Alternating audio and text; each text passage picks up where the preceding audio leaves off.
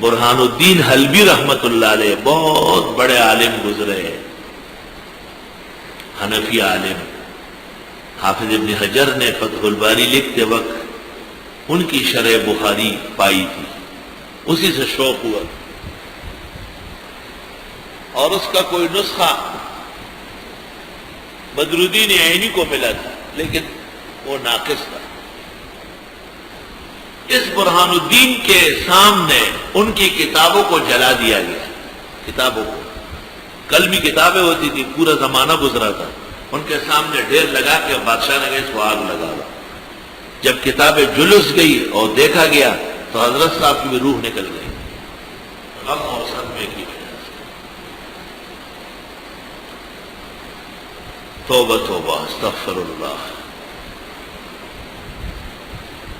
جب آدمی زندہ ہو اور وہ دیکھ رہا ہو اور اس کے لوگ مر رہے ہو، مارے جا رہے ہو، اور ان پر ہر طرف سے تکلیفیں ہو اور وہ کچھ کہہ نہیں سکتے ہو، نہ بچا سکتے ہو، تو اس سے قیامت نہیں ہے تو اور کیا ہے؟